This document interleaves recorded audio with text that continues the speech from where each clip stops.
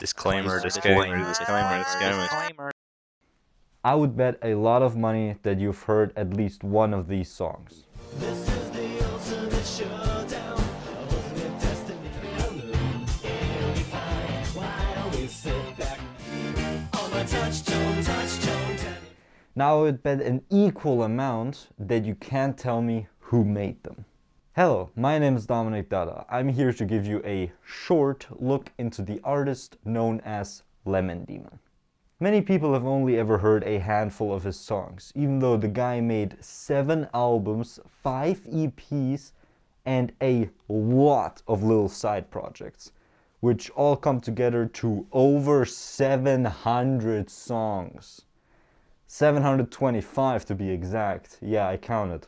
Now, I won't be covering all of that in this video, not by a long shot, because this video already took about 8 months to make. I will only talk about the albums he made after 2005. But before we begin, there's one more thing that I will tell you. I'll only talk about every song briefly, not including bonus tracks. And in every album, I will pick the most interesting song to talk about in more detail. With all that yapping out of the way, please enjoy the video. So, the first album we start out with, Damn Skippy. Might I just say, look at the attention to detail. Look at this shit. These are like the guys. The first song of the album is Dead Sea Monkeys, which is about a boy dealing with the death of his pet sea monkeys through different coping mechanisms. Not today.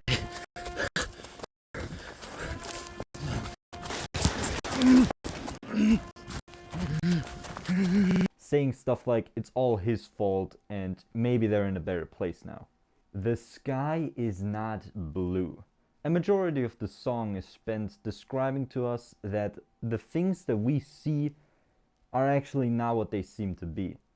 Mainly that the sky isn't blue. Since there are some references to drugs, I do believe that it is about a guy who, during a trip, saw strange things, which made him think that what we normally perceive is actually a lie, to which only he knows the truth. Strange song, I like it, it's a banger. Pumpkin Pie. Now, a majority of the songs we're gonna talk about are told from a first-person perspective. This song, however, is one of the few told from a third-person perspective. The story of the song goes as follows. There's a mysterious merchant who sold the best pumpkin pie ever. Despite that, the chorus says he didn't want the fame that came with pumpkin pie. One day he ends up selling one of those pies to the king. He was so blown away by it, he offered a castle to the merchant in exchange for the recipe. Surprisingly, the merchant refused the offer, to which the king decided to just torture him. But even with the torture, the merchant still refused to give up the recipe. The song ending with the chorus now changed to he didn't want the pain that came with pumpkin pie. For me, this song sounds like a metaphor for an artist who wants to stay anonymous because he's aware of the struggles that come with being famous. Yet at the same time, he doesn't want to just give away his art. If that makes any sense, I don't know. When Robots Attack is a song about a guy warning everybody that an army of robots will attack. And while he's obviously panicking, he's still trying to give people instructions on what to do in such a scenario. It's funny. It sounds cool. It's an actual. It's a banger. Okay. It bangs. It bangs. It fucking bangs. Geeks in Love. The song is about 2 geeks who love each other while making everyone around them jealous. Neil himself said that this song is about himself and his girlfriend, who, in his own words, are both very geeky people. Now, this next song gave me a bit of a headache, I'm gonna be honest. New Way Out. It would be a stretch if I tried to interpret meaning into something without any meaning, and I think New Way Out is exactly that. It mostly consists of random phrases and some Japanese parts, which just say always rising after fall, and Rome wasn't built in a day. Also, Neil himself said that people would have a really hard time trying to pick this one apart because the lyrics are utterly meaningless. Damn, it's getting hard to breathe in that mask. Jesus Christ. How did I do an entire cooking stream with that? What the fuck? What Will Happen is one of the happier songs of this album. It's about someone accepting the fact that it doesn't matter if they're happy or sad about things they cannot control. It's a good message. It's a good one. Very cool. Awesome. Holy shit, my hat. Dude, my hands look so big. Why do my hands look so fucking huge? What the f? If you couldn't tell, this is my first video in front of a green screen. This took me like 2 hours to set up. Kitten is Angry is a song about a guy describing his cat's rage.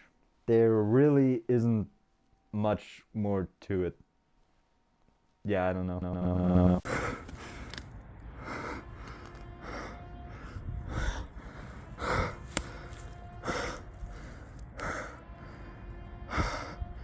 The Ceiling. The song tells us about a guy who never paid attention to the ceiling because he was always so preoccupied with focusing on the ground. I think you all know where this is going. The song obviously talks about how people always look at the bad side of life without realizing the beauty and opportunities life has to offer. If that really was the intended meaning of the song, then this is by far the most positive one out of every single album.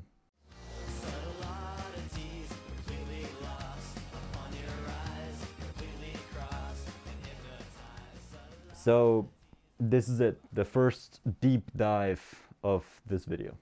Originally, I thought this was one of the songs without a meaning or story behind it, and while I can't say I found a lot of meaning, I did find a story.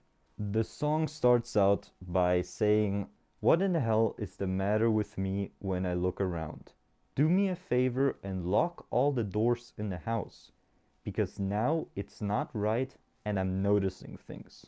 So show me the light or the light switch and try not to notice how color is cycling slowly, fading, and now it's all gone. It went gray and I'm noticing things." And then it goes to the chorus, which is, "Subtle oddities, completely lost upon your eyes, completely crossed and hypnotized. Subtle oddities, they form a face in outer space. Don't be afraid, but the old chandelier in the living room fell from the ceiling and landed on top of itself. And I know it's not real and it never was there." This already gives us a pretty good hint on what is going on in the song. The entirety sounds like someone trying to convince a friend or a roommate that a lot of strange things are happening, while also being self-aware that what he is seeing is actually not there, not real. It's all imagination. He is essentially slowly going insane, but he is aware of that. There's a Greek physiologist, what the fuck are they called again? There's a Greek guy who essentially said that those who are aware of their suffering envy those who aren't, which I think this song describes perfectly. Dozens of chess pieces crawling around like a centipede. Only I appear when I look at the statues that bleed out their eyes. It's not blood, and it never was there. It never was there. And then it goes back to the chorus. So this again shows just like he notices something strange happening and then reverts back to realizing, hey, all of that is not real though. It wasn't there. It was never there, and it's not, you know? Which that is just, it's so scary to think about, that you know that something is going on in your mind and like something is slowly corrupting you, but you can't really do anything about it. I think that is scary as shit. "I knew it all along, that something here was wrong, and now it's spread to you. What am I to do?" And then it's the chorus, and with that the song ends. So the song ends with this corruption spreading over to the friend or roommate that we talked about earlier. Lemon Demon really is a special artist, making songs about the strangest things ever and making them sound so fucking good. I see the song as a first sign of what Lemon Demon can or is able to do. So, we continue on with Gonna Dig Up Alec Guinness. It's about, who could have guessed, someone wanting to dig up Alec Guinness, the original actor of Obi-Wan, and putting his corpse on display for money. But when people, and later on the police, call him out on it, he responds by crying out, I quote, "What happened to free speech and fair use?" As well as saying that he's just using his First Amendment, which is fucking hilarious. Hey, I have an announcement to make. Merch. We got t-shirts, hoodies with zippers. We even got different variations depending on your taste. That's so gay. All that and more in a link in the description. Bye bye. Bye bye. Flamingo Legs. The story itself is about how some guy who first says that he wants to do certain things, then tells us that he can't do them / can't do them anymore, before saying that he actually likes it this way. Now, I bet you're all familiar with the concept of the second death, which essentially says that every human dies twice. First, when their body just, falls over. And second, when the last human ever thought of them. While I really like this concept, I do have something to add to it. Kind of a third death that occurs before the first one. That one, the actual first death, happens when everything in your life stops moving. When you stop learning new things. When you stop having new experiences. When you stop working towards something. When your entire life is just still and you're essentially just waiting for your body to die.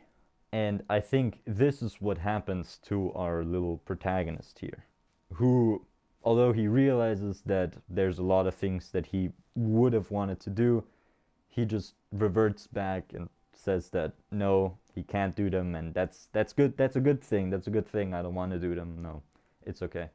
I'll just stay here. Ode to Crayola. It's about someone eating crayons. Rainwater. The majority of the song is spent asking the question if it's okay to drink rainwater.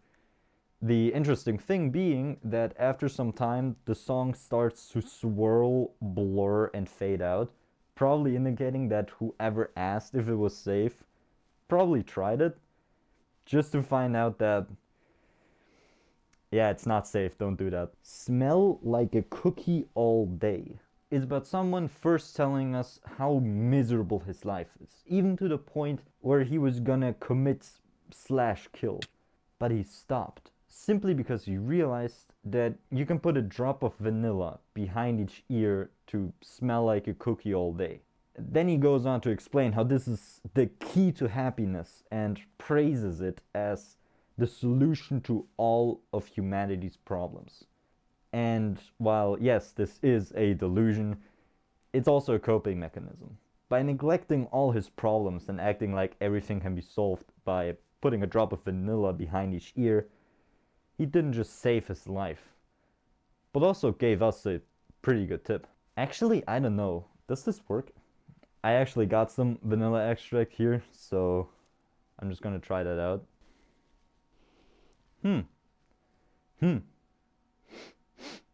Actually, yeah. I lost my sense of smell when I was 15. Dizzyful Bliss opens up with someone telling us that if we're not busy right now, we should close our eyes and spin around in our chair until we get dizzy, before apologizing for having made us do that. And no, that's not interpreted or suggested. He very clearly just says exactly that. After that, the rest of the song is spent romanticizing about the feeling of dizziness and imagining what it would be like if the entire universe and everyone in it would join hand in hand in dizzyful bliss. World disassociation is a bunch of random words. And I'm not kidding nor exaggerating. Neil himself said that he really just wanted to find out how many random words he can put in one song. Eventuality is a song with only 22 words, which describes the inevitability of a meltdown. I really don't want to interpret things into something that doesn't have a meaning, so I'll just leave this small song be. And with that, I'm glad to announce that we are done with the first album. In my opinion, probably the weakest one, and although there were some really cool and fun songs in between, it mostly was a dread to get through. But hey, if you liked it this far, good, because it's only gonna get better from here.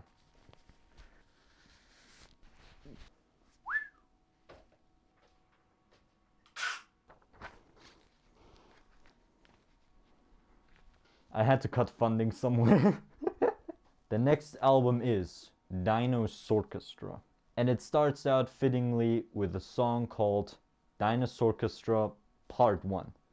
It is part of a 3-part series, which all seem to follow one storyline, beginning with our little character traveling back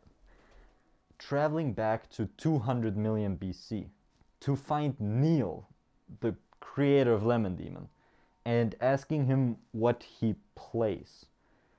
To which Neil answers that he doesn't play anything.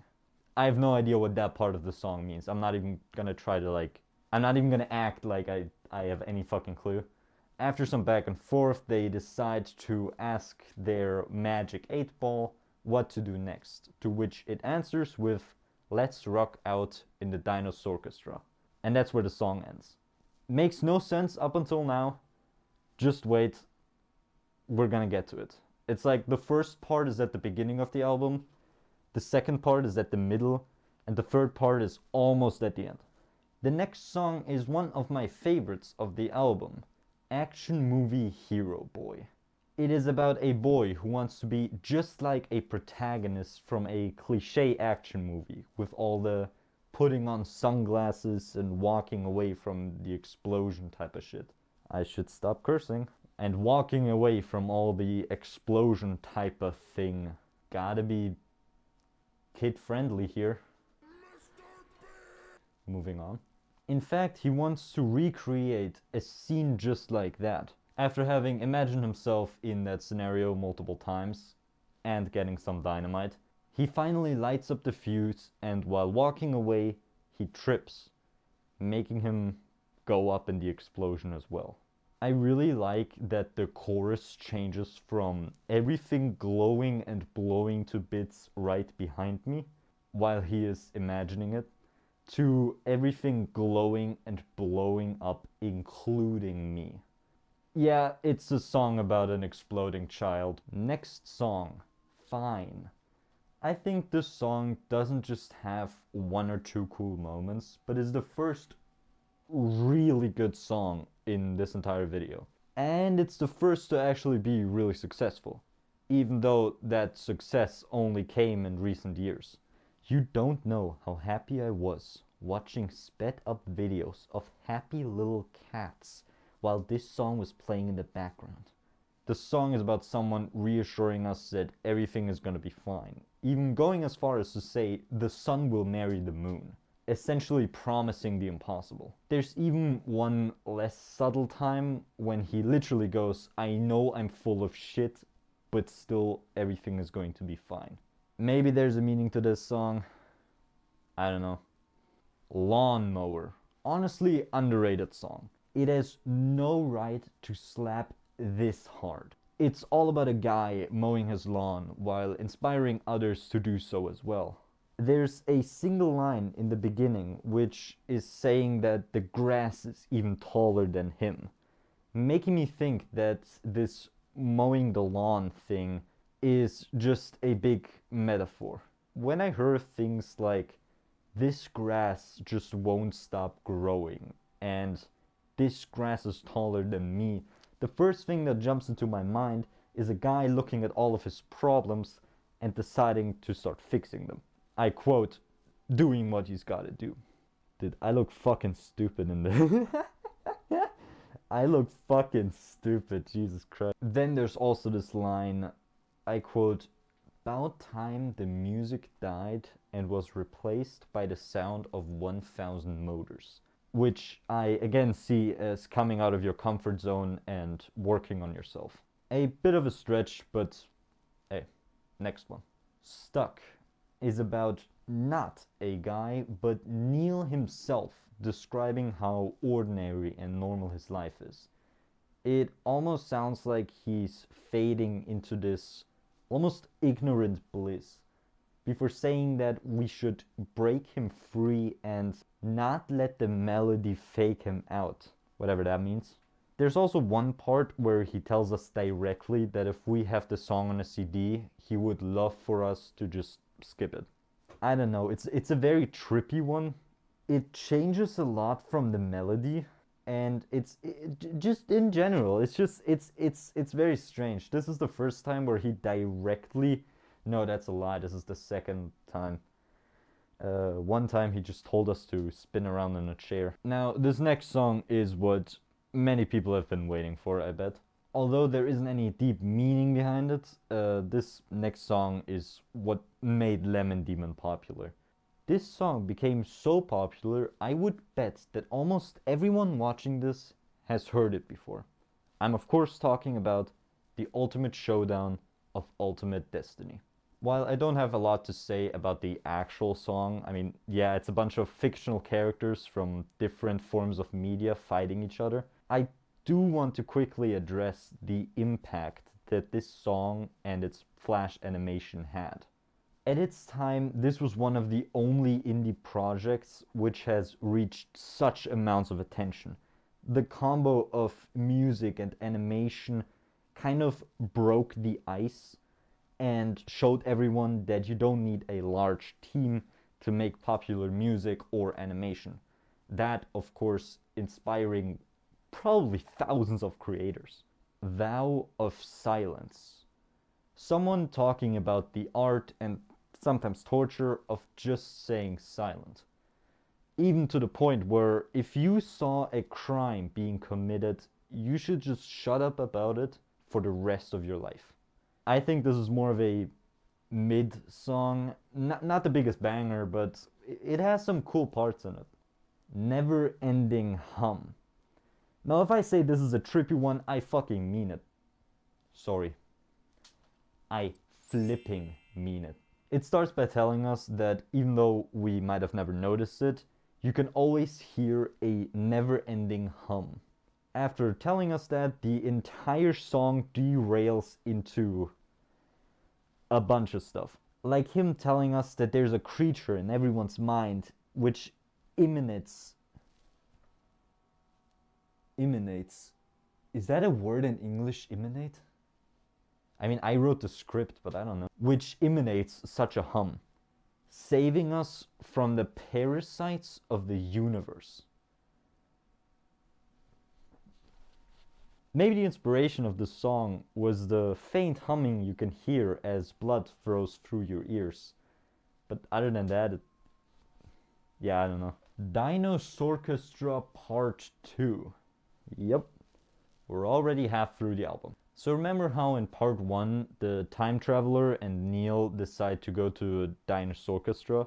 Yeah, this song I think describes what they see in there, as the entire song is spent telling us what different dinosaurs do.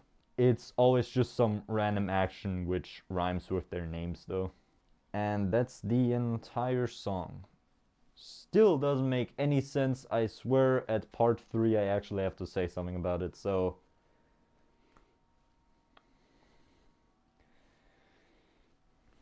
Your Imaginary Friend is about what if your imaginary friends from your childhood want to re-enter your life? forcefully. Also, they're scary. Archaeopteryx is, I think, about a guy who just hates birds. To a point where he builds a time machine, travels back 150 million years just to kill the first bird ever, the Archaeopteryx. I think that's how you pronounce it. Dude, I don't know. Eye wishes / bystanding is a tragic story about someone who is out of eyelash wishes. Someone who doesn't have a soulmate, yet ironically pushes everyone away. Someone who is hopeless. Someone who doesn't know what to do anymore. Someone who is out of options. And after all of that is explained to us, the song ends with our character's self-inflicted death. I think the song is very keen on the idea of wasted opportunities and potential, saying that they used up all their eyelashes and didn't get anything out of them. And even though this is a very simplified way to describe it, I think we all know a similar feeling of regret. Sorry for getting serious for a moment, but if anyone is struggling with these kind of problems, I just want to tell you, there's always people who can help, and there's always people who want to help. Every problem can be fixed, and it's never too late to turn your life around and live in a happier way. This next song is a bit less sad, I promise. Indie Cindy and the Lo-Fi Lullabies is about a girl who wants to be a big artist, but after releasing her first LP, which didn't get any attraction at all, she tore her studio down until it, and I quote, looked like her basement again. This could have multiple meanings. It could talk about the realism of making art in any form and the sad fact that most people have to eventually give up on that dream. But it could also talk about the feeling of just wanting to throw everything away. I'll do the cringe thing and quote myself for a second. For every hand which creates, there is a hand which destroys. It could also just mean that trying to build something when you're just a small indie artist can feel impossible or just downright unfair. Which is kind of funny, seeing as how Ultimate Showdown of Ultimate Destiny is just a couple songs ago. Nothing Worth Loving Isn't Askew is about someone listing off all of the asymmetrical imperfections of the world. Here's a short list. The scars on the things, the fact that your eyes don't blink at the same time, that's a fun one, the planet spinning with a tilt, and then even the fact that trees fall to their side. But in the end, he explains how he isn't ashamed of its own imperfections and loves you for your imperfections. I think the song is talking about how people often strafe for perfection and with that exaggerate even the tiniest of problems. It is something that I myself fall into whenever I make a video, where I sometimes spend hours on just a couple of seconds, which when I look back really aren't worth it. This Hyper World. Now this one I think is about someone explaining just how complex our world has become, while also saying that we're stuck in a pattern or a loop. It's just one of those strange songs where I don't really have anything to add to it. God damn, it's getting so fucking hot. You can probably see every single droplet of sweat on my fucking forehead. Deep in the Ocean. Deep in the Ocean tells a story of some drunken guy on a boat who dropped his wristwatch into the ocean. There's one line saying that due to a manufacturing error, the clock doesn't need to be wound up, meaning it will tick forever. I like that this means that you having to wind up a clock is on purpose, and if the people who made that clock simply forgot that step, you just wouldn't have to that's a funny concept, I think. After the song explained all of that, it then tells us that humanity will one day devolve their feet and return back to the ocean, where as soon as they start doing the human thing of industrialization, the native fish will have a rebellion ultimately overpowering the humans. All thanks to the wristwatch that has been given to them all those years ago. I know that is a lot, but I just think it's a cool butterfly effect where a small action can impact the future immensely. Also, it's a very funny concept of the world ending just because some drunken fuck dropped his magical wristwatch into the ocean. Dinosorchestra Part 3. I know you've been waiting for it. I know you want it. I know you want it. I know you like that. The song begins with our characters realizing that their time machine can't go back to the present. Right before they look up into the sky and see, I'm not kidding, a giant meteor coming towards them.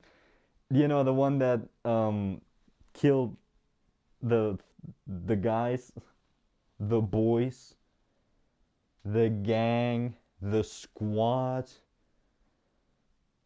the bros, the hoes. They ask if they're all gonna die while shaking their 8-ball, and the 8-ball answers this. I quote, "As a powerful and complex computer of near omniscience, I can report with total confidence that after a careful 0.3 seconds calculating a whole world of probability and statistics, that yeah, we're all gonna die." After our characters hear this, they surprisingly don't start to panic. Quite the opposite, actually. They embrace it and start to sing and dance with the dinosaurs one last time. Every time I think back to this trilogy of songs, especially the last one, I always had one question. If the 8-ball truly is an all-knowing supercomputer, why didn't it warn our characters when they first asked it what they should do back in part 1? And while at first I thought that it showed us how the technology we put so much trust into failed us, both in the time machine and the 8-ball. But then I started to think about it again. What if the 8-ball knew from the moment they landed in 200 million BC that they were all gonna die? But what if it also knew that there was no escape from it?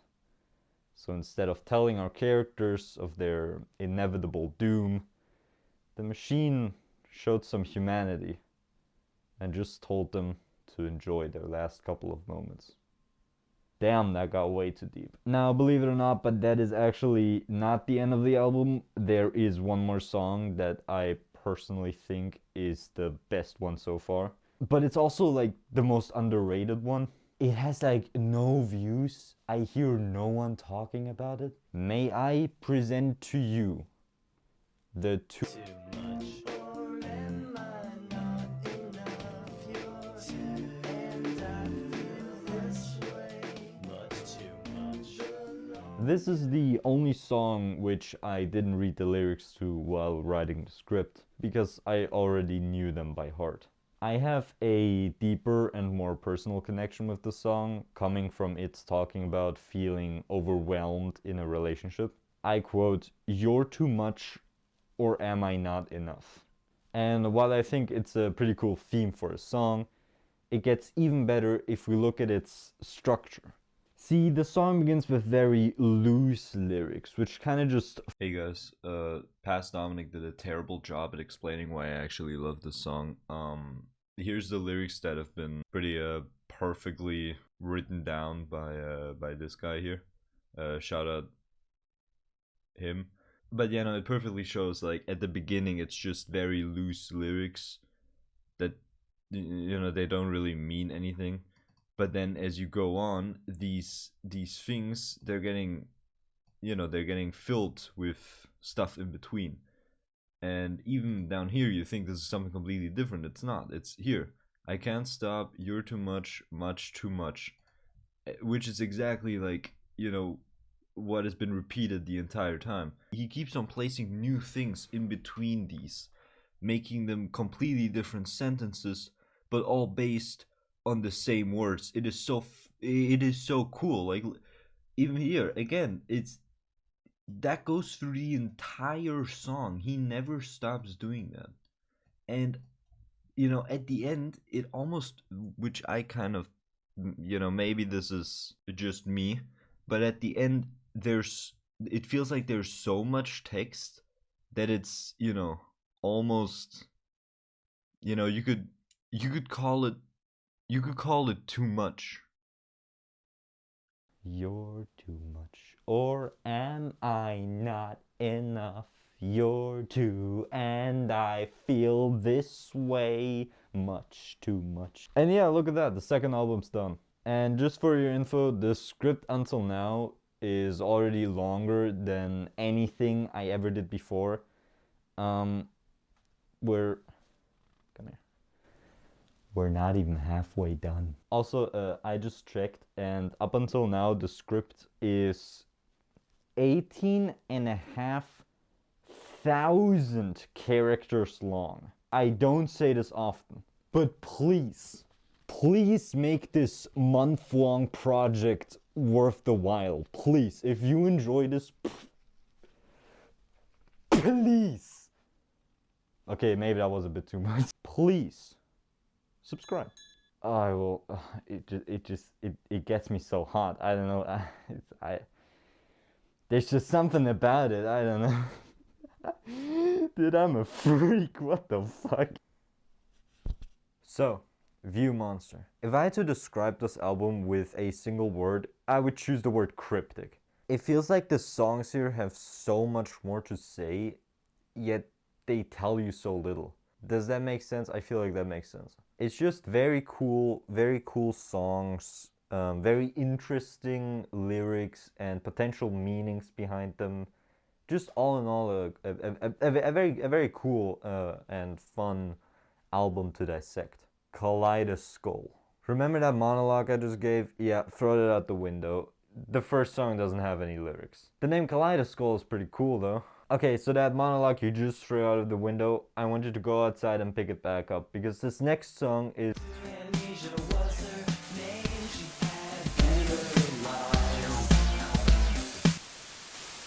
I've been struggling with short-term memory loss for essentially my entire life, so I of course found great comfort in this song over the last couple of years. This song starts with: Amnesia was her name, she had beautiful eyes, and every word she said, it was a little surprise. Can't remember when I realized I was in love. Can't remember who it was I was thinking of. Oh my god, oh my god. So this already paints a picture of what the entire song is about.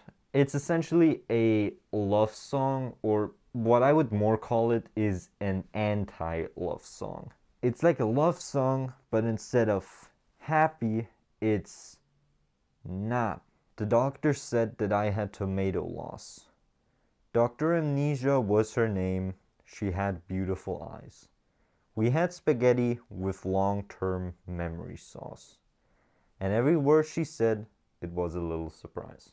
This story is about a patient falling in love with his doctor. That patient suffering from, who could have guessed it, amnesia. It's very interesting because while the patient does genuinely love her, he can barely remember a single detail of her. Can't remember how she smiled when she said my name. What's my name? Can't remember cause my heart jumped and hit my brain. C'est l'amour et blessure. I probably butchered that, but that's French for it is love and wounds. I guess she didn't know how to treat me right, because I can't recall where I slept that night. I can't recall that special way she told me each and every day her name. I can't recall the fact that I said I loved her back the same way every time the same. So this is him even forgetting her name, which is kind of interesting. I'm gonna get into that more later. The doctor said that I had beautiful eyes. Amnesia was her name. She had memory loss. No, wait. And every word I said, it was a little surprising. And every word she said, didn't make it across. Hey, it's me again. Something that I did not touch on at all in that recording was the fact that it seems like the person who is singing it is forgetting the actual lyrics. You know what I mean? Like over here, he even questions it himself. You know, he says the first line, all right, good so far, and then, for example, here, Amnesia was her name. She had memory loss. No, wait, he realized he messed up. That's not the lyrics. And then he tries again. And every word I said, it was a little surprising. That's how he pronounces it in the song. And then he even questions it with all right, like he's no longer sure, because this is a mistake. This is not in the chorus of the song. It was a little surprise. Uh, so it's and even the last line is not quite right. So it's like he's forgetting the details of the song itself. That is so fucking genius. Sometimes when your brain forgets something, it tries to recreate that memory, essentially creating a false memory. Imagine you have a jigsaw puzzle and you're missing the centerpiece. So what your brain starts to do is it takes a completely blank piece that would fit in there and paints over it, just looking at what the puzzle looks like around it and just filling in the blanks, solving the puzzle with that. That is what a false memory is. And it is so beautifully depicted. It's even the name of the song is a false memory. He very much describes how he does not remember her name, yet he calls her Amnesia, simply switching out the name of his illness with the name of his nurse or doctor. I don't know. It's 2025. Suck my nuts. I'm sorry, that was mean. I didn't mean it. I didn't mean it. I'm sorry. Can't remember when we walked past the OR sign. Surgery. Can't remember passing out with her hand in mine. My mind. I remember waking up with my mind repaired. A-okay. I remember when I realized she wasn't there. Now after that, the song doesn't slowly fade away or play a beautiful melody to end the song. It's only a short beat that's just repeated for like 20 seconds, where you feel like our character's gonna say something more, but that was it. He has nothing more to say.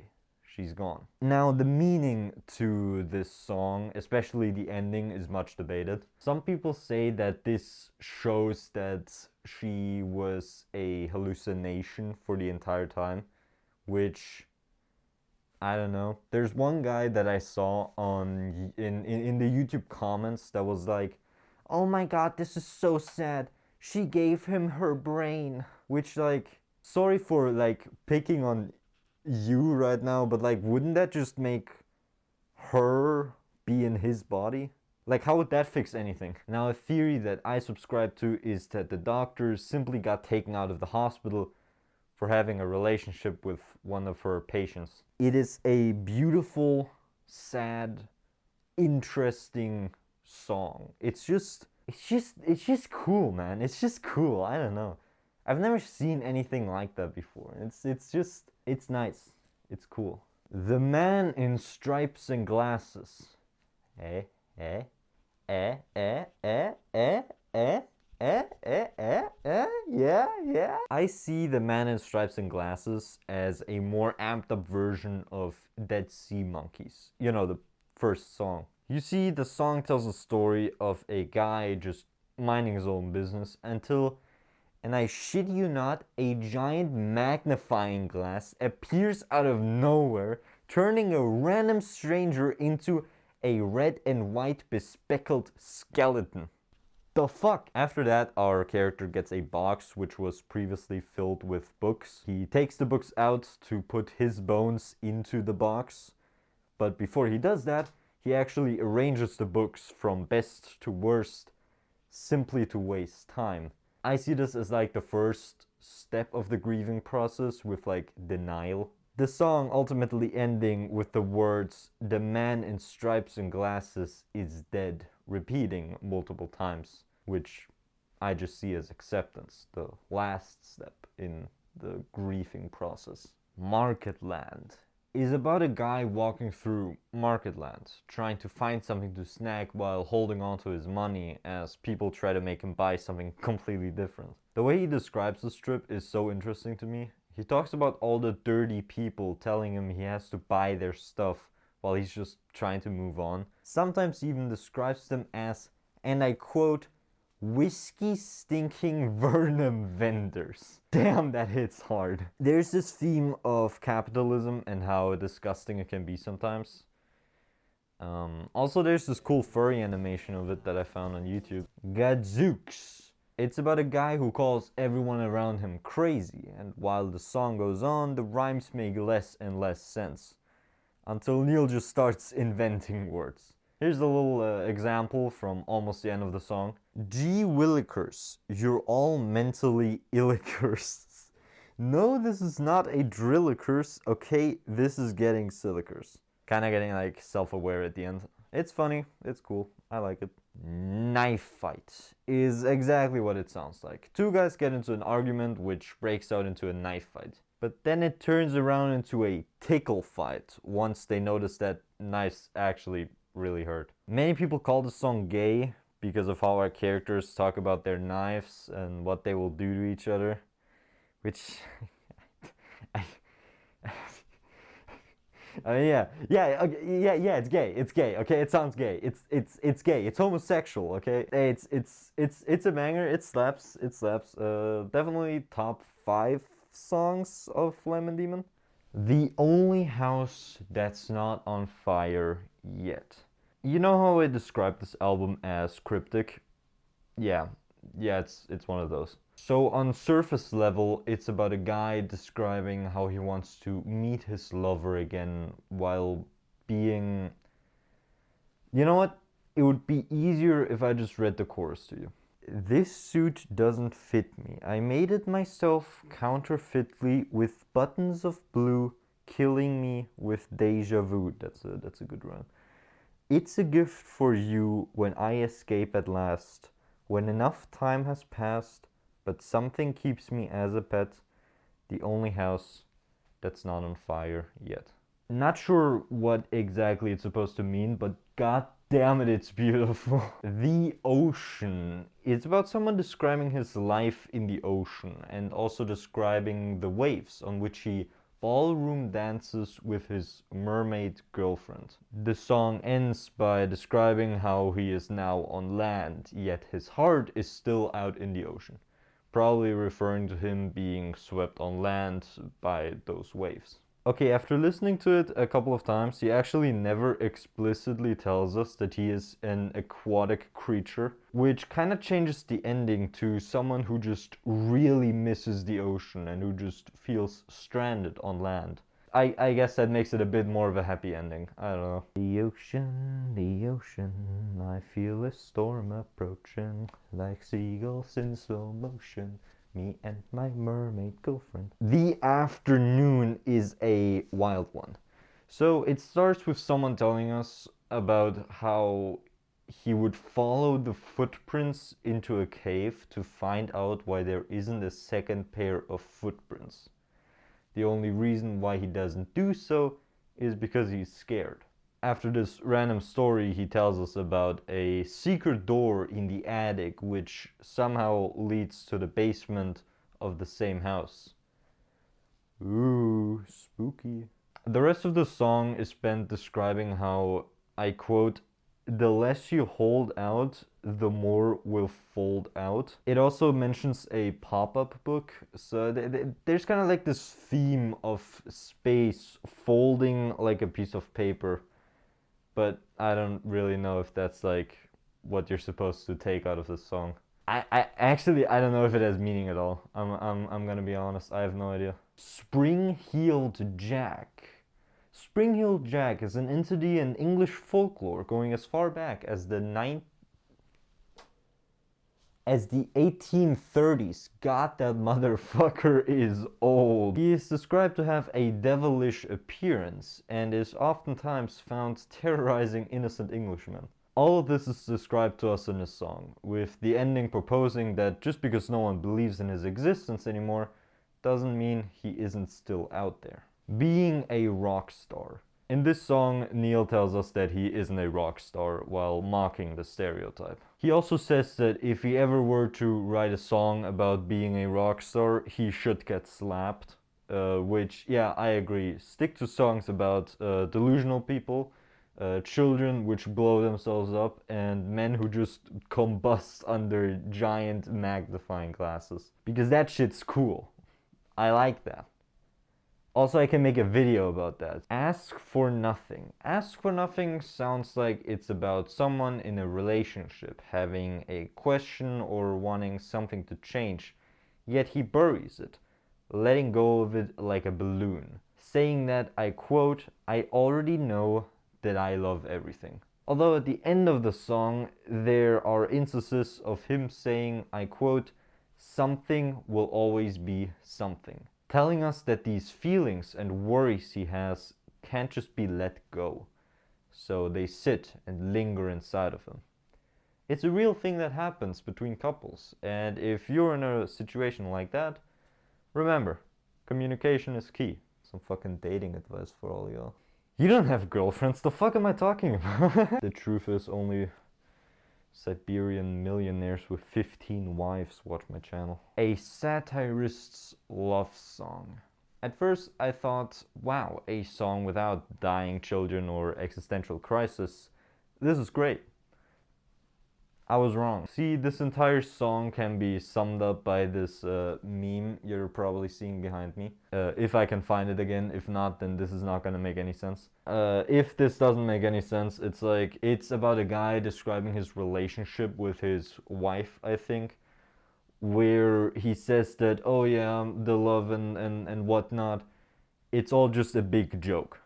It's always just been a big joke, which she just wasn't really part of. She didn't really get the joke yet. So he just kept up this lie, this false love. It's this satirist's love song. It's kind of in the title, really. The Machine is again one of the only songs which is told from a third-person perspective. Now the song itself is about a guy and a machine he is building, which eventually becomes so big that it doesn't fit in his house anymore. That doesn't stop him though, as he simply takes the entire thing outside to keep working on it. And oh, how he's working on it. After the thing reached a fucking mile in length, people from all over the world drove to the machine just to look at it.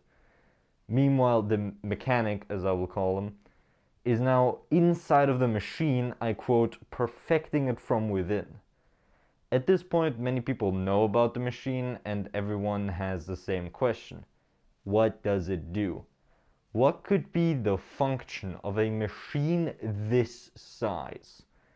The question would be answered as the mechanic, I quote, slowly pulls a lever which sets off a mechanism which does nothing whatsoever. Yeah, the entire thing doesn't do anything. And because it doesn't do anything, humanity can't categorize it as friend or foe, which makes them label it a menace before pulling the entire thing apart. This song, I think, perfectly describes why aliens haven't visited us yet. Humanity's first response to something unknown will, by nature, always be violence. Bill Watterson is a comic book artist, most known for creating this show and this and this. Excuse me. And this over here. And good old Lemon Demon made the song about an obsessive stalker fan. A stan, if you may. He talks about how he wants Bill's children, which later turns into him wanting to wear Bill's face. Yeah, really just classic Lemon Demon stuff, I don't know. There is one point where the character almost becomes self-aware. I quote, "The reason why you're hiding from publicity is not out of eccentricity, but rather for privacy when you meet me. It's like he almost realizes that what he is doing is wrong, just because his brain autocorrects back into his delusions. Something Glowing is an absolute schizo song if you read the lyrics fast enough. There is something in the closet under my bed, but mostly outside my window. There's something making noise, some terrible kaleidoscope that ever so gently destroys the minds of those who believe it. And though I can't quite perceive it, I can tell it is there by the way it's not quite there. Notice how it mentioned the kaleidoscope again, and because it is the second time that that word came up in the album, I finally googled what it could mean. To which I didn't find much. And with I didn't find much, I just mean I found a bunch of fan art. I found so many OCs which were based on Lemon Demon songs, it is crazy. I know that has nothing to do with the video, but I just thought I'd let you know. I also like this part. Now there's a light bulb at the bottom of the sea. It's glowing. It's like sunlight, the upside downness of it. It's saying something. There's something making light. No sun, no moon, no weather balloon, but something purely of the night. I can't say I know. What the fuck? Can't say I know what is in. Can't say I know what is in it, or could be a beast per minute. What the Can't say I know what's in it or count the beats per minute, but I know there's more washing up upon the shore. I indefinite and definitely dreamed about. There's something glowing, something glowing, something glowing. 320 times 200 is a song without lyrics. Ben Bernanke. Okay, this one is a bit of a rabbit hole. You see, many moons ago, about 5,000 of them, a short comedy sketch was uploaded to YouTube by Neil's friend Ryan Murphy. The 3-minute video solely consists of someone acting as the politician Ben Bernanke, insulting, belittling, and talking down to a character called Spencer. It is honestly hilarious, and if I don't forget it, I will put it on the end screen of this video so that you can watch it right after this one. Don't you dare click off, please. Dude, I poured months. It's been months of work. Do you even understand? I'm sorry. Now, Neil took that video word for word and turned it into a song. Insanely funny backstory, insanely funny song. I just love it. I'm a magician, Spencer. A furious magician. Avada Kedavra, Spencer. To you, Avada Kedavra, to you, Spencer. Drinky Bird. No lyrics. Moving on. Modify is a very popular but also strange one. It kinda doesn't really fit in with the other songs, as in it doesn't really tell us a story. This song is about how it is okay to change your body in whatever way you want to. It names a couple of examples, like how someone put scars all over them because they wanted to look like they got mauled.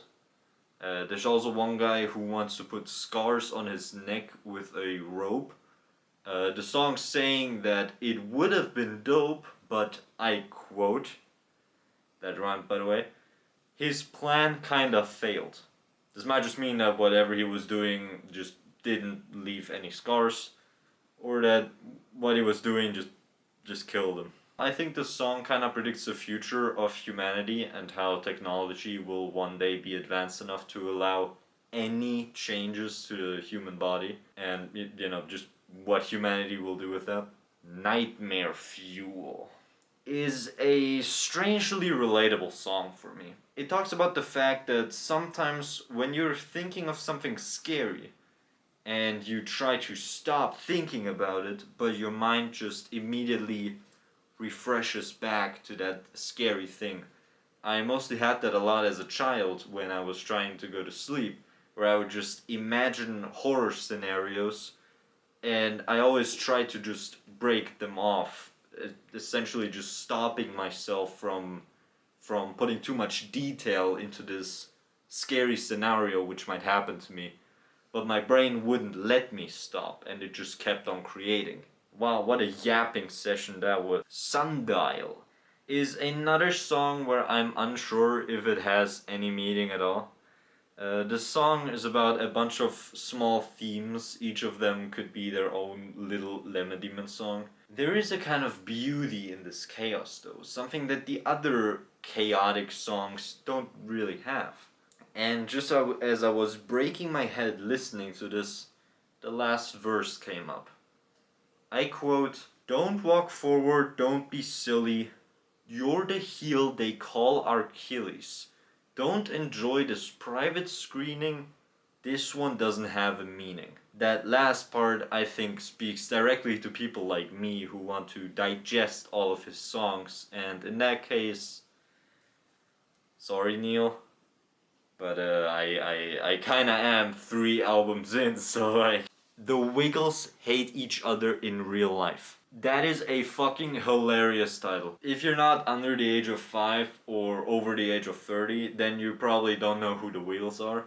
But I do know the Wiggles, with my 4 years of age. The Wiggles was an old TV show, now being on YouTube as well, and I think it is best described as the grandfather of Cocomelon. You know, the singing nursery rhymes while learning the colors type of thing. So this song is about, well, you can imagine. It describes the main cast getting into fights while drunk during the cigarette break and just shit like that. A real work of art though. And that was this album done. An album filled to the brim with bangers. There's a lot of songs here that I genuinely fell in love with. And you can really see that that classic Lemon Demon style has now almost fully developed to what it is today. Ho ho ho, bitch. Merry Christmas. Have you been a good boy? I am Become Christmas. I know this technically isn't an album and it only has 5 songs, but hey, it's my video, so shut up. Dude, this beer smells like piss. Prelude to Presence is a majestic 1 minute long instrumental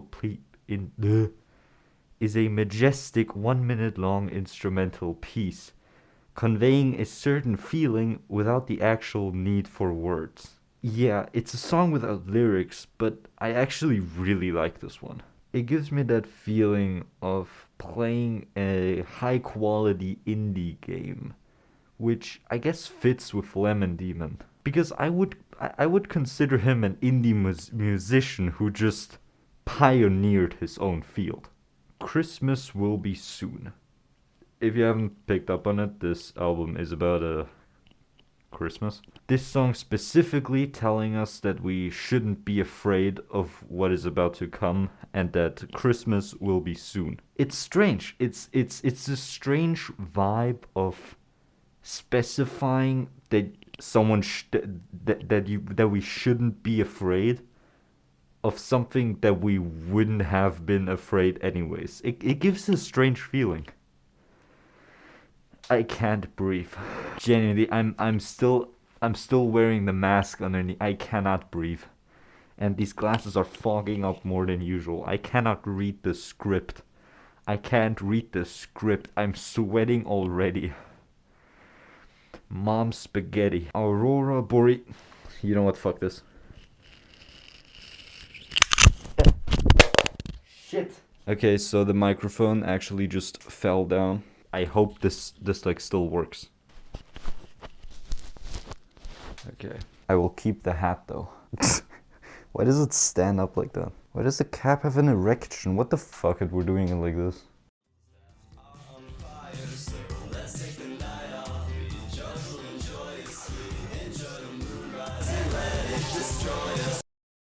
Aurora Borealis.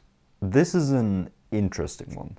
While Christmas Will Be Soon told us not to worry about Christmas, Aurora Borealis tells us the polar opposite. Get it? Polar opposite? Like the poles? Like like the North Pole, Santa. The song goes like this. Beneath apocalyptic snowflakes from above, we're not in peril, we are in apocalypse. Immediately telling us that something is wrong by referring to the snowflakes as apocalyptic. So let's go walking or Christmas shopping. No, let's do something a bit more shocking. Let's go to the windmill, let's find some catharsis, let's go to the graveyard in cover of darkness. And it's okay, I've done this tons of times, well maybe once a year since I was very young. And we'll be fine, okay? I do this all the time and nothing could go wrong, unless that's what you'd like. The well maybe once a year since I was very young obviously talks about Christmas, so this entire thing is essentially one character being prepared for Christmas, if that makes sense. In like a way of, hey, don't worry, everything is fine, I know what to do. Again, leading up to this, Christmas is actually something bad that we should be afraid of. Damn, I look stupid in this thing. I take it back, I look fly as hell. And then the chorus comes, is this the first time that you've ever seen Aurora Borealis crush mankind? The wind chimes, chiming with the screams. A pretty winter night, your hand in mine. So definitely, yeah, no, something bad is happening. It's never really specifically said what is happening, giving it this kind of like Lovecraftian vibe almost. But it's also like a romance type of thing. It's like our character talking to probably their love interest, trying to reassure them that through this entire thing, everything will be fine. The horizon is a fog from the breath of everyone, and I hope you're having fun. I just had to share with someone. Then it continues on with, this is the empty building that I call my home. Baby, it's cold inside, don't leave me here alone. There's no good movies, but there's a fire. Well, scented candles that are on fire. So let's take the night off, be joyful and joyously, enjoy the moonrise and let it destroy us. See, it's okay as long as we believe we'll be okay, as if anything could go wrong. On Christmas Eve, okay, you know I'm glad you're here, so I could show you this before I disappear. Now this one last lyric that I just read, it's not the last lyric of the song, whatever. I've been listening to this song for years, and this one lyric, every single time I listen to it, and even now when I listen to it, it always sounds like, okay, you know I lied to you, so I can show you this before I disappear. It would even make sense with what we know of the song so far.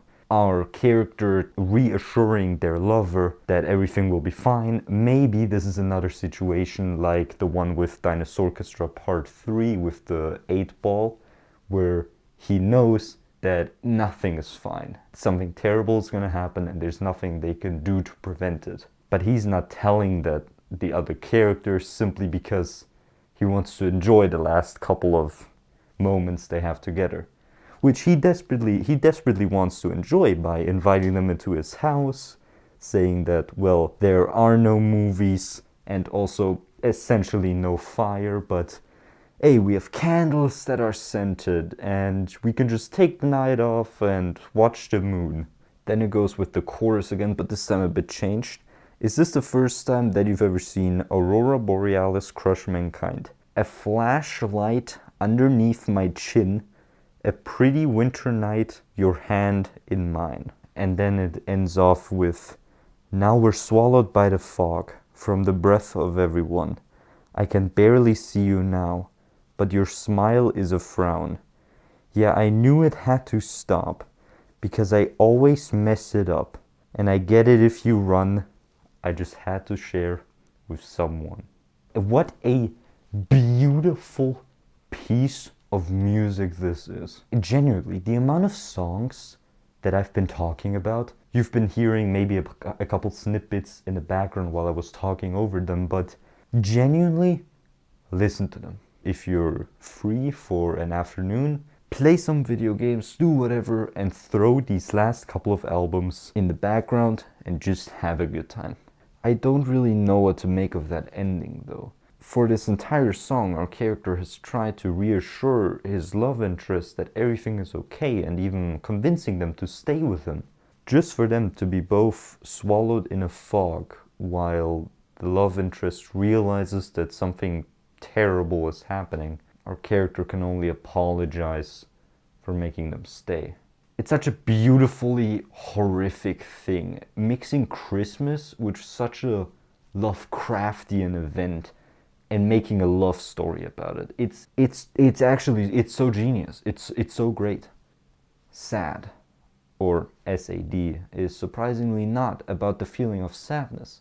It's actually about seasonal affective disorder, which for the people who don't know is, and I'm simplifying a lot here, feeling depressed either every winter or summer because of the changes that come with both of those things. In this case, our character has the winter edition, if you will. So the entire song consists of him telling us the bad things winter brings. And with that, we're on the last song already. Crypto Santa.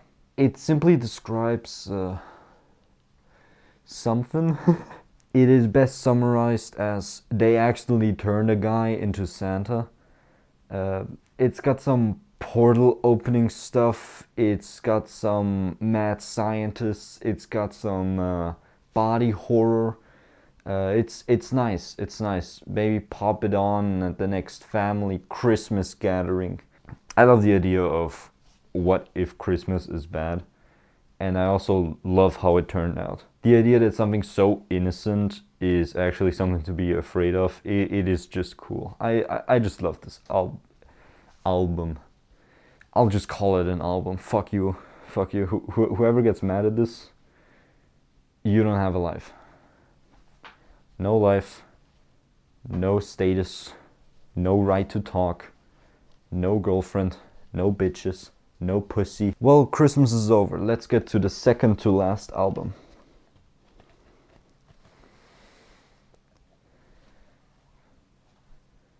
Nature Tapes. Nature Tapes is a Dude, I look stupid with this. Nature Tapes is a short album, only having 2 more songs than I Am Become Christmas. This album definitely has a certain vibe to it, even though I cannot possibly explain what that vibe is. The first song of the album is Really Cool Wig. Really Cool Wig is about a guy dreaming of having a really cool wig. But when he woke up and decided to get himself said wig, he couldn't remember what it looked like. There's a strange lack of something bad happening. It's hard to describe, but I just think this is a strangely innocent song. Two Trucks is about a guy watching 2 trucks fucking while having an erection. Moving on. You know what they say about long noses.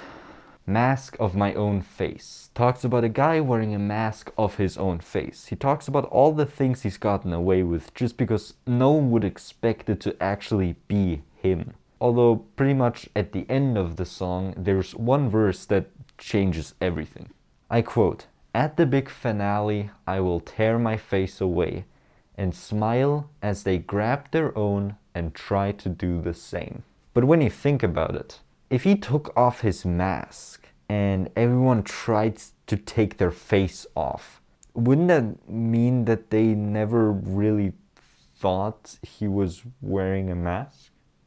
Think about it. If they knew it was a mask, they wouldn't try to take their own face off as well. They just thought the mask was his face.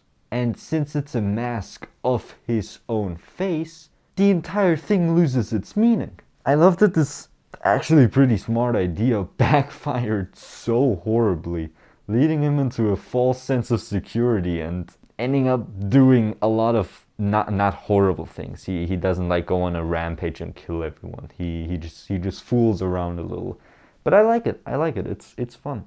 Everyone Loves Raymond is a TV series which aired in 1996. This is one of the covers. Here's a cube version of it I found on Google. This is the first song in a while to which I have no idea what it's trying to say. Most of it is seemingly random words, occasionally broken up by an "everyone loves Raymond." Yeah, I got no clue. I got nothing to say. Moving on. Boing, boing, boing, boing. Boing, boing. Oh, Jaws. It starts out by just describing us the plot of Jaws, like the movie Jaws, 1975. But there's a bit of a fan fiction sprinkled into the entire thing. It's like a friend trying to explain the plot of Jaws to you, even though he only saw it once when he was 8. Yeah, I stole that joke. Brody Quest. If you try to listen to this on YouTube Music, specifically on the Nature Tapes playlist, then too bad. There's a good chance you'll be relinked to a video called KV Quest, which is the same song but with a hamster. The song itself doesn't have a lot of lyrics. Yeah, a bit anticlimactic, I know. Next album.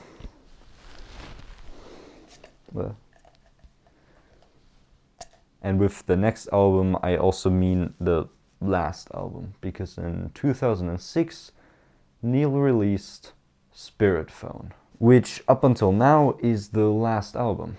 And the most successful one as well, each of the songs reaching millions of views. Let's start with the first one, Lifetime Achievement Award. It's about music, or musicians, the people who make music. On the surface, the song talks about someone reviving Michael Jackson to make him perform on stage again. What I think the song's trying to tell us, though, is that the music industry and record labels sometimes push and force artists to keep making music even if their love for it died. You can really see how Neil perfected and fine-tuned his style. It's like he cracked the code and now just releases banger after banger. Really, the entire album just shines with his talent. Oh yeah, I completely forgot. I forgot to put on a costume for this one. The best thing about this is I don't actually have a costume for this one. So I'll just do epic transition. I should be red now. Like the album cover. Like the album cover. Fuck. How do I not have like 1,000 subscribers right now? Touch Tone Telephone.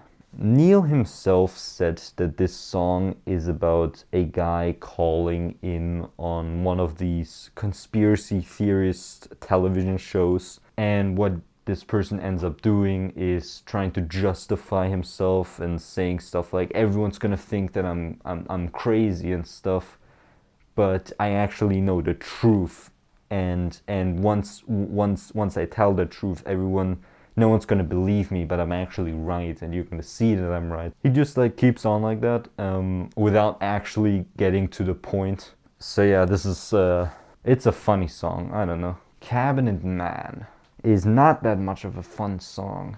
It's about a guy who, in his workshop behind an old arcade, decides to fuse himself with an arcade machine. The game in which he now lives on and which he seems to be in control of is becoming very popular, drawing children in like they've been hypnotized by it. Until one day, when the arcade is closed, someone broke in and destroyed the machine. After heavily damaging it, they push it over, just to watch in horror as blood comes running out of the machine. Just the thought of this seemingly innocent machine turning out to be a living human being is strange. It reminds me a lot of Junji Ito's works, especially that one with the chair guy. That was kind of weird. It's a very good song.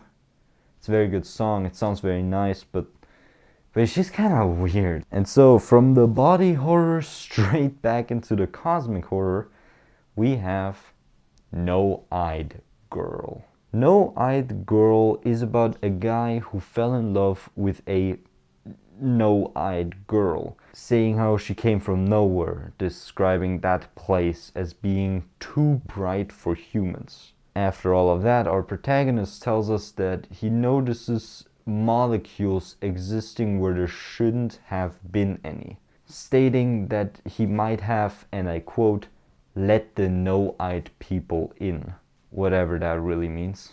The song ends with our protagonist saying that he would do it all again, giving this entire thing a pretty sweet ending.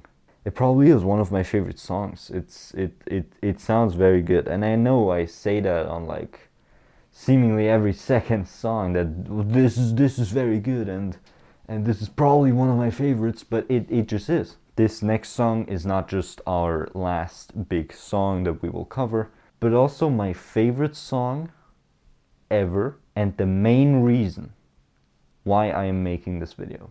Ladies and gentlemen, may I present When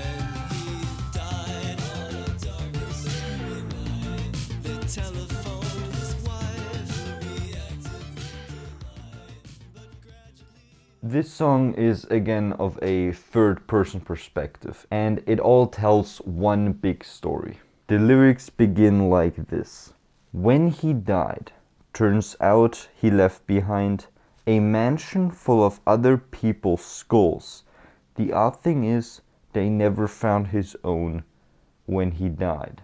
I'm first gonna go through the entire song, and then I will add my own little theory at the end, trying to put everything together and to kind of figure out what it all really means, or better yet, what actually happened. When he died, he somehow left behind strange symbols on the floor beneath his corpse. Investigators said the wood was scorched when he died. And then it goes on with the chorus. When he died, they found so many scorpions inside his lungs. When he died, the statues of his missing children cried what was later found to be his blood. When he died, on a dark and stormy night, they telephoned his wife, who reacted with delight, but gradually her voice began to fade to nothing, and the laughing record played. So up until now, the theme to this one's pretty clear. Someone died, and a lot of like cryptic stuff is happening to them, or happened to them. Neil was inspired to make this by these strange and cryptic deaths that happened, like you know which ones I mean, like the things that just... Shut up. It's 5 a.m. right now. This is my alarm, by the way. Whatever. You know, these mystical deaths that are just unexplainable, or they have an unexplainable side to them that's just so interesting. And Neil said that this entire song is essentially just one guy topping everyone off and just, you know, having the most mysterious thing of all. I forgot to take off my ring. Now you guys know that I am married. I'm joking. Marriage? I would never. When he died, they found a message etched into his spine that said, when he died, an endless age of untold nightmares would be nigh, and the blood would make the seas run red. And now for the last bit. When he died, on a dark and stormy night, a nearby shed caught fire. It simply caught alight. And when they cleared the charred wood from the ground, inside they found a painting of a clown. He painted it when he was just a child, but scrawled upon the back was exactly when he died.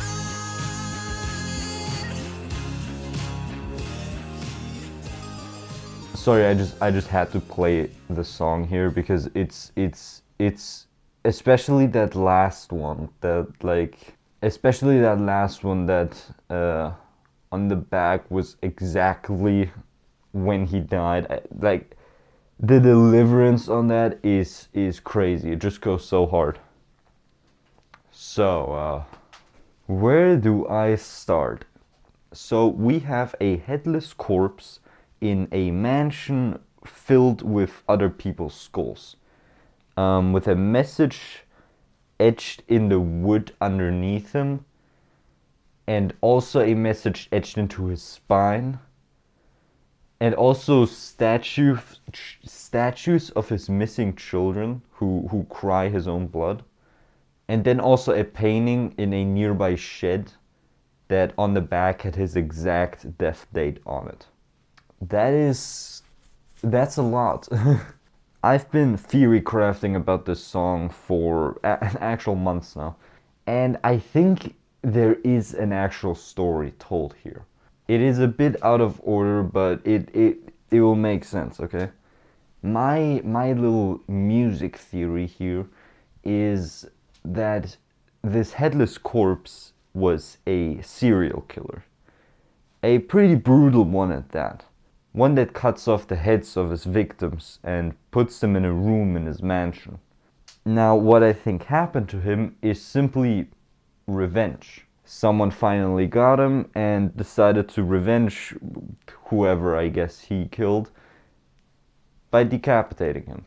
And I guess hiding away his head, as the serial killer did on so many victims. Then I guess he just played around with the body in a very strange way, like edging things into his spine and filling his lungs with scorpions, as well as taking some of his blood and putting it into the statues of his missing children. I totally forgot about those statues. Maybe those statues also have some kind of role in this story. Maybe this entire thing wasn't even intended to be a story. It could very well be. This is just for my personal fun, really. I'm just having fun. I lost my train of thought. Where was I? Oh yeah. So the guy played around with his corpse, just did a couple of like strange things to him, and then left. Like everything in the song is somewhat explainable. Everything but one single thing. And that is all the way at the end, the painting of the clown. And the date at the back of it. As much as I think about it, there is no actual way this could have been planned or predicted or whatever. This could not be real. It couldn't. So I thought, what if this grand delivery of that last line, having such... It's almost like there's so much importance put on that last line. Maybe it is because that is the only real unexplainable thing that happened. Some real unexplainable activity, you know, some ghosts, some demons, some ghouls, some aliens, some spookies. I'm doing the song a disservice, dude. I'm doing this entire album, nay, the entire artist, Lemon Demon, Nail, my boy, I'm sorry. I'm like genuinely, I'm sorry. I did my best. I worked almost half a year on this thing now. God, it's been so long, Jesus Christ. So that was when he died.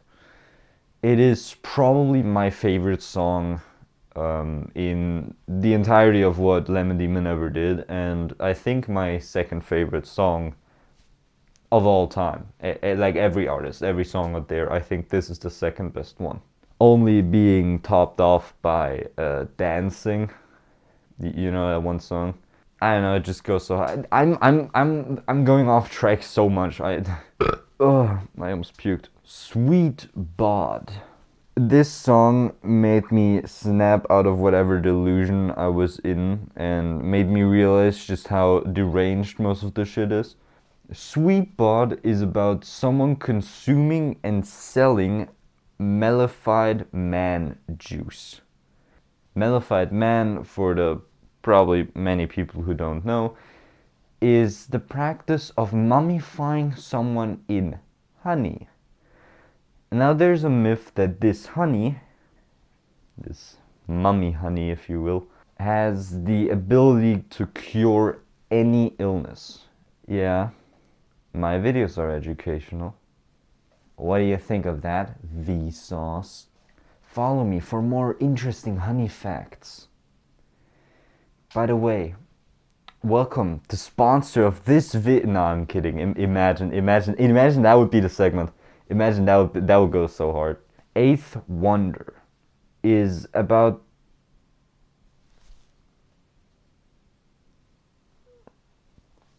Eighth Wonder is what I originally thought to be just some immortal guy telling us that he is the eighth wonder. Neil himself said that it's actually about a ghost. But yeah, that's pretty much it. Soft fuzzy man. A strange one. A weird one even. A little silly if I could say. So imagine you're in love with someone, but that someone is a bit different. What if they weren't human at all? What if they were a cloud of smoke? This song is from the perspective of that cloud, describing himself as a soft fuzzy man. Also, if you are doubting if it's really just a cloud of smoke, because it's never explicitly stated, there is one line which says that he, I quote, helps you see spots, referring to spotlights, their beams only getting visible through smoke or mist. See, I know that because I actually work as a light technician.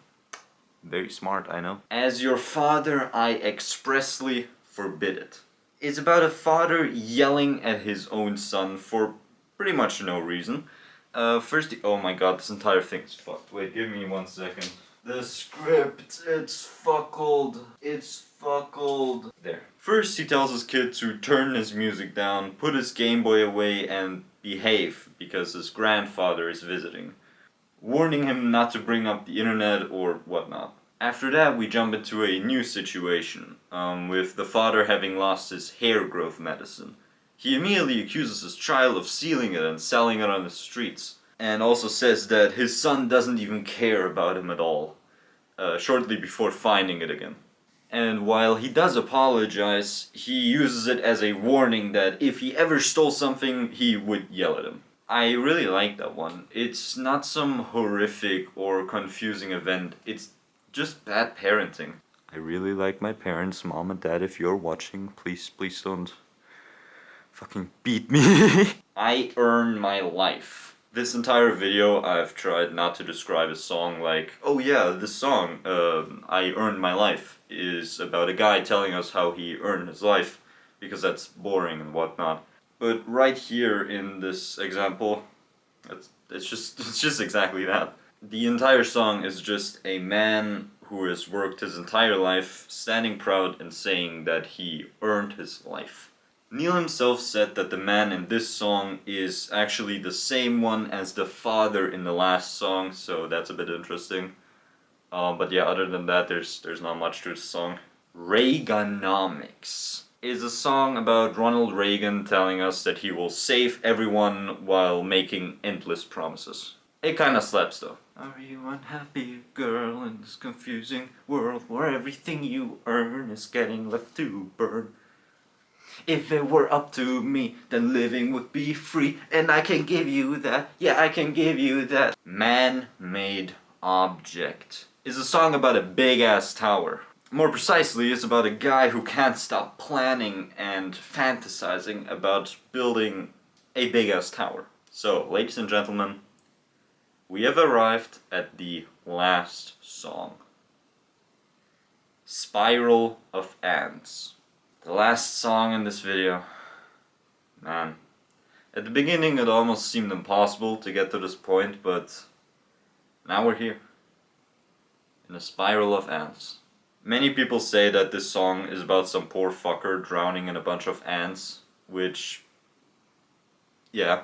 The song refers to a rare phenomenon called the Spiral of Death. Now this unusual ass title describes a strange behavior of ants, where due to a glitch, I guess.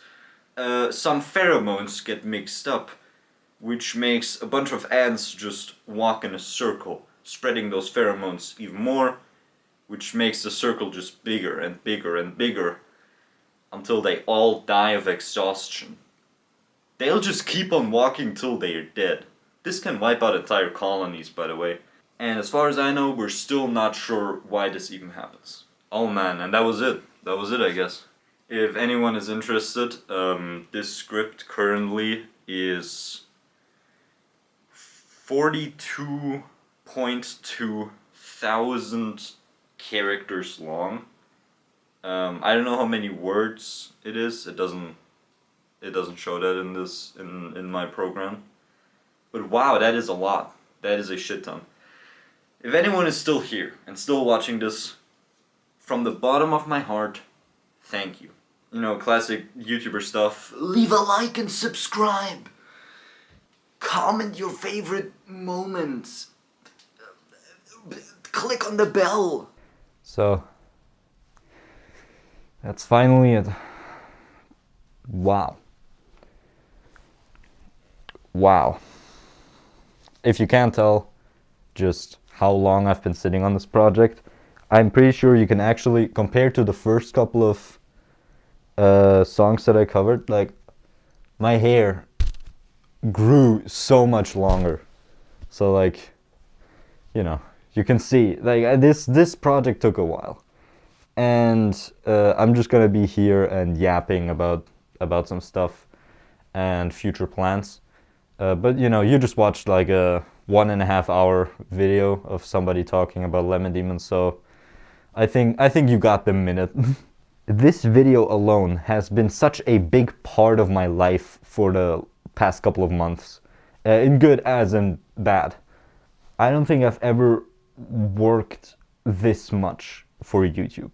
Like, genuinely, I don't think I've ever ripped my ass open further just to make a video. So again, if you haven't done it, I would fucking love if you showed some appreciation with the, you know, funny button presses that you can do. But yeah, anyways, projects going forward. There's one thing that I have actually planned, and I'm probably gonna say this a couple more times because I doubt anyone will get this far into the video. I have a little project planned going forward, and that is something of a podcast. Now, nothing, listen, this is just a little secret between you and me. Nothing here is official. This is, just see it as rumors, but I think that maybe I will start a podcast, but not with other people. It's just, that's the thing. It's just going to be me. It's just going to be me sitting here talking about things that I think are interesting, current events that I want to have some opinion about, and, you know, just have some fun, right? Now, I could make this entire thing, because it's more of like a side yapping slop project, I could make it for Patreons only, but for that I would need to make a Patreon account. So yeah, I don't know. Maybe I'll do that, depending on how big I'll become in the future. But yeah, I mean, the first episode, I'm planning on releasing the first episode for free. And then, you know, when I think, yo, this could go somewhere, then I'll do it like either every week or every month, and you know, give it out to Patreons only. I think that would be like a small little gift. I don't have a Patreon yet, I don't think. If I do, it's on screen right now, but I don't have a Patreon right now. Just, you know. Yeah, nah, I'm poor. But yeah, again, thank you so much for watching this. And yeah, I guess I'll see you. Next year. Yeah. Fuck.